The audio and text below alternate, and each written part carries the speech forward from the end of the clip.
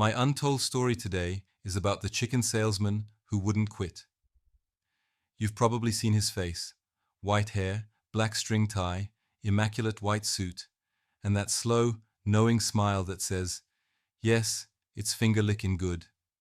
You know the chicken, you know the logo, but you might not know the man, not really. Today, I want to tell you the rest of the story.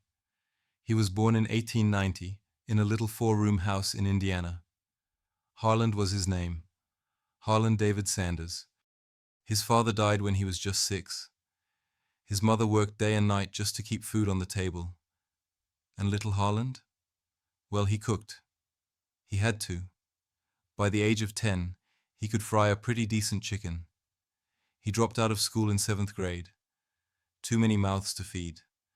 Too many responsibilities. But don't let the early struggle fool you. He wasn't lazy. Harland Sanders worked just about every job you can imagine. He was a farmhand, a streetcar conductor, a railroad fireman.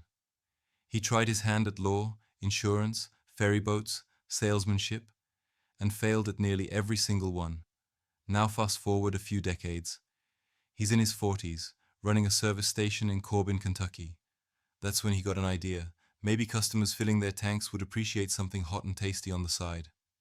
So he started cooking again. Fried chicken, biscuits, green beans, and gravy, served in the back of the station. Before long, folks were coming for the food more than the fuel. So he opened a restaurant across the street. And to his pleasant surprise, it worked. By the time he was in his 50s, he'd built something special, a family restaurant with a reputation for Southern cooking and warm hospitality. Then came the interstate. A brand new highway bypassed his little town, and just like that, the customers vanished. His business folded. He sold everything. At 65 years old, Harland Sanders found himself living off a Social Security check of just $105. Now, that's the part where most stories end. But this one was just getting good.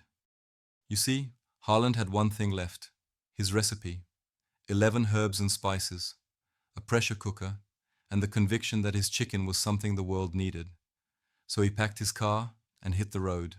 He knocked on doors, diner doors, cafe doors, truck stop doors. "Would you like to try my chicken? I'll cook it for you. If you like it, you can serve it. All I ask is a small commission per piece sold." Most said no. Some didn't answer at all. 1,009 times he was rejected. 1,009 times. But then someone said yes, and then another, and another. And little by little, a franchise empire was born. By the time he was in his 70s, Harland Sanders was now a millionaire, this time many times over. And in case you're wondering, yes, that's him on the bucket. Not a made-up mascot, but a real man, with a real story, the Colonel.